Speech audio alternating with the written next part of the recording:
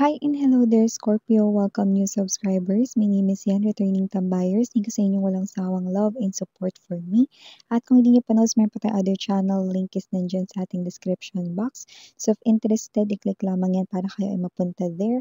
At araw-araw nag-upload din tayo ng collective readings for all signs doon. At yun nga wala tayong gender here. Bae, lalaki, LGBT, lahat ay welcome. Pwede rin pong i-switch yung mga roles dahil possible talaga magkapalit-palit kasi general reading ito. And at the end of the day, lahat ay may free will na. Free niyong gamitin anytime, anywhere kung gusto niyo i-claim yung mga mensahe at gawin itong guidance or hindi. At yun nga, no, okay, wala rin po tayo ditong time period, kaya naman just take only what resonates. At cross-watchers dito ni Scorpio, welcome ka rin. At may Scorpio placement sa natal/birth chart, welcome din kayo. So let's go ahead and check these messages right here for you guys. Is Scorpio. Archangel Michael, thank you so much, angel guides, for being always present sa reading ni Scorpio. Any messages na dapat malaman ni Scorpio right now? Can you please show me?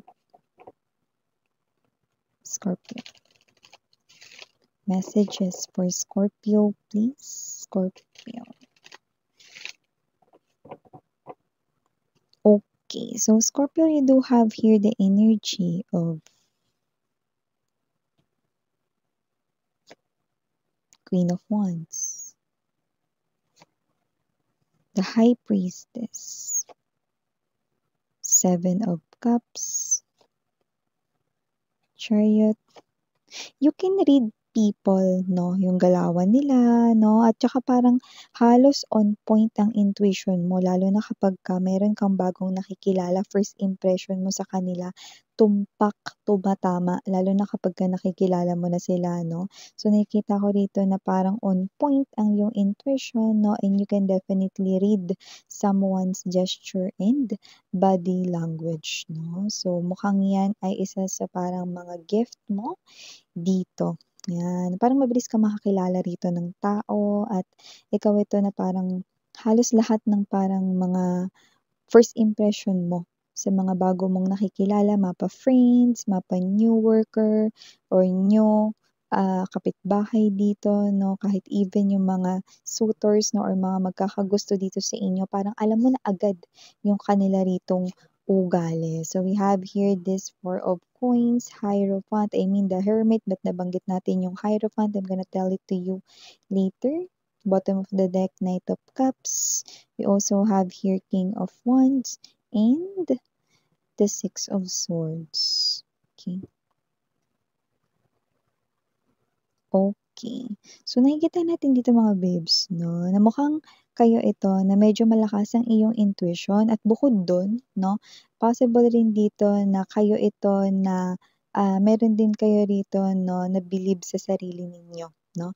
Kayo ito na may tiwala kayo sa sarili ninyo, no, kung kaya ninyo bang gawin itong bagay na 'to or kung kaya niyo ba na parang matapos, no, kung ano man ito na gusto ninyong tapusin, no, parang meron kayo ritong kumpiyansa at confidence sa inyong sarili at hindi rin kayo rito umaatras ng basta-basta lang, no.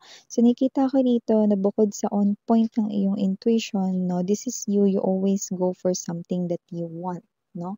Kapag ka nagustuhan mo ng isang bagay or gusto mong gawin yung isang bagay, no, hindi ka talaga hihinto, no, at gagawa ka ng paraan upang yun ay matapos mo, makuha mo, no, kung may bibilhin ka, no, talagang yun ay paghihirapan mo pag-ipunan, may mga gano'n, no, or parang kapag meron ka ritong gusto, no, talagang nilalaban mo ganyan, no.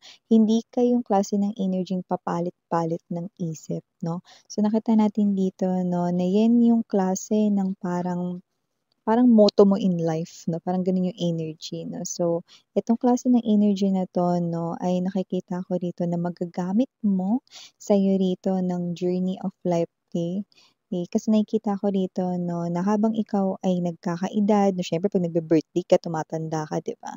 So, may gano'ng klase ng energy rito, no, na parang magagamit mo yang ganyang klase, no, ng iyo rito, no, na karakter or behavior, no, sa'yo ritong mga dealings in life at mas magiging madali for you yung mga parang mga kakaharapin mo, mga challenges, pagsubok, 'yan. Basta tuloy-tuloy lang dito 'no, 'yan ang iyo ritong confidence sa sarili and ang pakikinig mo sa iyong intuition.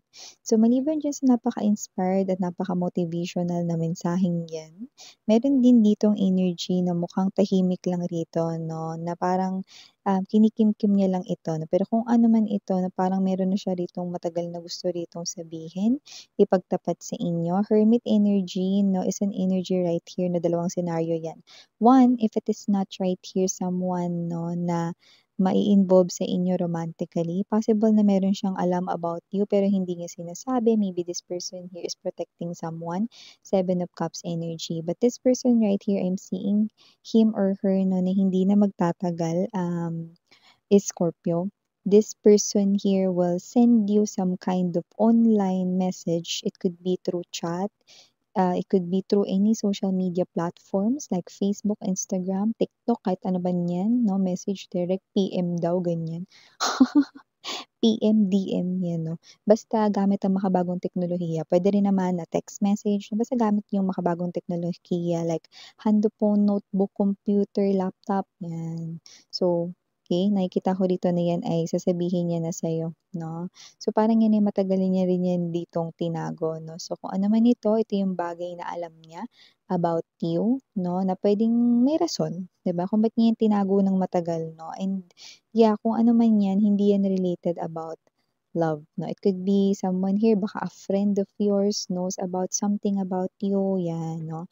But if hindi naman yan dun, okay, the hermit na nadulas kanina yung ating dila with the Hierophant, no, is ito naman, okay, maaaring dito kayo mag-fall sa second scenario kung saan baka ito ay matagal nang merong feelings sa'yo.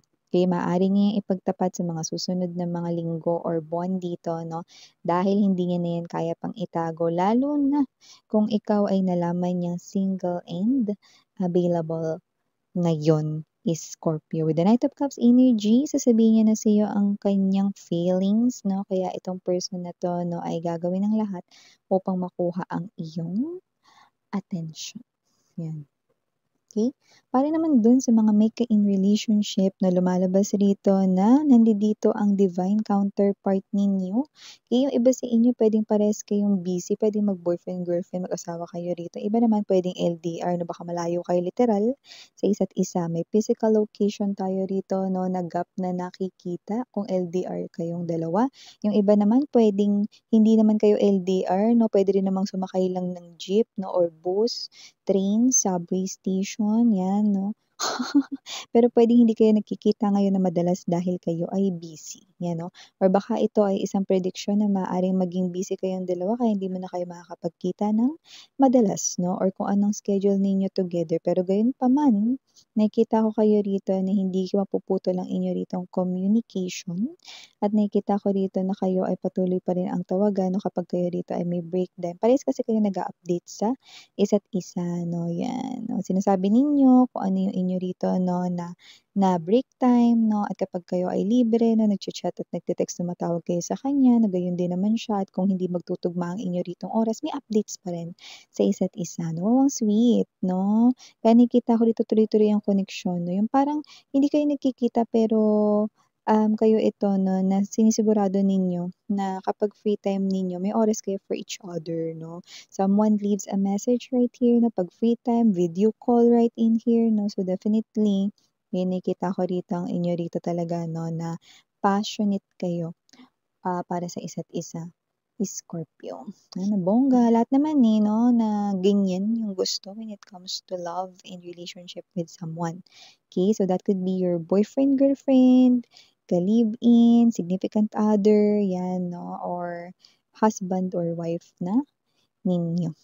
So, maliban diyan Scorpio nakakita rin tayo ng energy rito ha. Yung iba, okay, ito, hindi 'to magfo-fall sa lahat 'no, pero kung kayo ay connecting here with someone 'no, na posibleng siya ay single mom or single dad 'no, 'yan.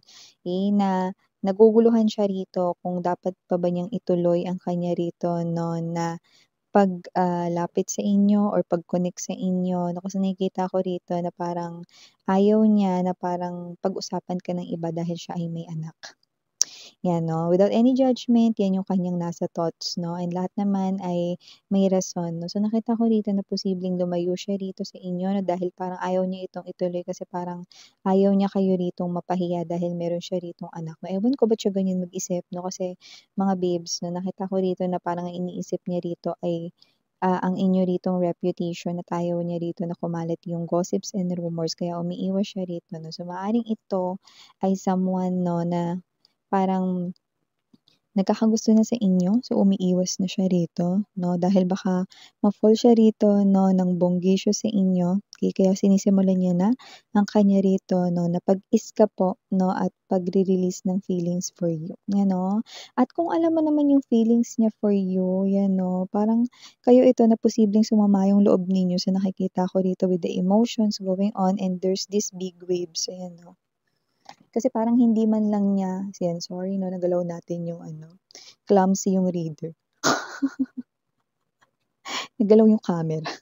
So yun nga, Scorpio, balik tayo rito 'no. So maaaring magtampo kayo sa kanya, lumalabas dito dahil parang hindi niya man muna kayo kinonsultan at hindi niya pinarating ang kanyang saloobin na ganyan, you know.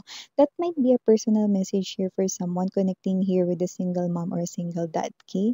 Just take how this resonates, na parang hindi man lang siya nagtanong kung okey lang ba sa inyo, na parang gumagawa na lang siya ng desisyon mag-isa, na parang gano'ng klase ng energy ano, is Scorpio, okey?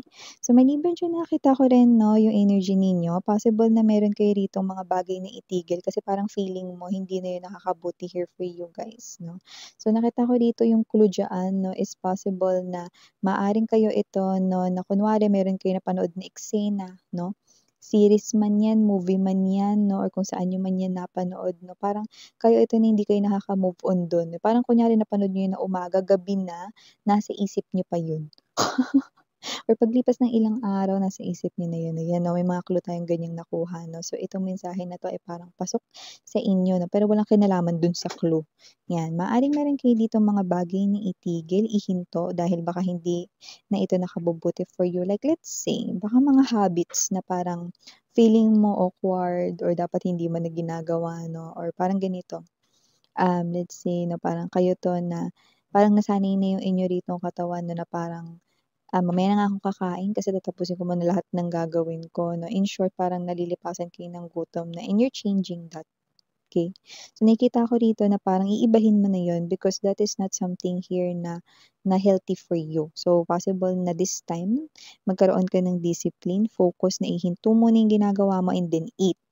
Eat your breakfast, eat your lunch, okay? You're not going for brunch anymore, you're eating on time, okay? And then you're going back to your work again after mo makakain, 'yan 'no. Ano pang mga example niyan ng iba? Kunwari ganito 'no, may habit kayo na kapagka kunwari nervous kayo kinakagat niyo yung daliri ninyo 'no, and then maaaring 'yan 'no, nasisira yung kuko ninyo or yung balat sa paligid ng inyo ritong daliri 'no, minsan nagkakasugat kayo 'no. So parang sinusubukan mo na baguhin yung gano'ng klase ng mannerism or behavior because you feel like 'no, you want to change that 'no. Kasi paano pagka nasa harap ka na ng iba pang mga tao, like let's say if it's a work related thing and you have other clients 'no, and mga parang mga iba pang mga representatives from other companies 'no. So parang ayaw mo na unawarely 'no, na magawa mo yon, okay, and yun nga 'no. So example lang yun.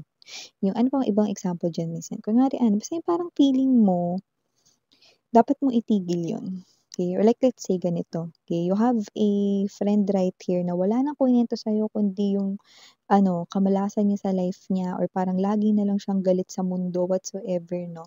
So, just by listening to him or her 'no, nade-drain yung energy mo 'no. So, if you are on a good mood 'no, and if you are nandun sa state na parang happy ka naman 'no, and then a friend calls you na, "Meron ka bang time?" Ganyan, "Just hear me out." Tas laging gano'n 'pag nagkukuwento siya sa'yo, lagi na lang parang hindi maganda yung kinikwento niya 'no, either galit siya, sobrang nalulungkot, puro negative emotions. So parang ikaw 'to na dumidistansya ka sa kanya 'no, not because you do not want to listen 'no, sa kanya rito mga grudges, but it is something here na parang naging madalas na 'no, na naapektuhan yung energy mo. May gano'n 'di ba? Yung parang 'pag nakinig ka sa problema ng iba, pagtapos mong makinig parang ano, parang lupaypay ka gano'n. Parang feeling mo sinalo mo lahat ng problema niya, 'di ba? And yung energy mo na happy ka biglang nag-drain, bigla ka na lang din na-sad or whatever, 'no? And this friend of yours, 'no, might possibly be someone na nagre-rely siya, although parang ang datingan nun is yun kasi nagra-rant lang naman siya kasi gusto niya may paglabasan dito ng sama ng loob niya 'no, okey naman yun. Kaya lang kasi 'no, may mga tao kasi na parang maya't-maya 'no, ganun ginagawa 'no, or everyday na lang, every other day. So, hindi yun healthy for you. So, you're distancing here yourself. Sige, kita tayo sa ano, pag-usapan natin 'yan 'no. May ginagawa muna ako 'yan 'no. So, parang unti-unti you're distancing here yourself 'no, para maghanap na rin siya ng iba niyang kausap. It's just protecting here your energy, yun yung nakikita ko dito 'no, because you deserve din 'no to have that peace of mind 'no, and also nakita ko dito makailang beses mo na ring ina-advice-an yung friend mo na yun. Hindi naman niya ginagawa kaya hindi tuloy nahihinto yung ganyan na pagiging negative thinking niya. So yeah, ito yung mga messages right here for you, Scorpio. And yeah, paalala pala dito pahabol maaring meron kayo ritong biyahe. Hindi naman ibig sabihin na malayo ito, basta nakikita ko kayo rito 'no, that you are traveling.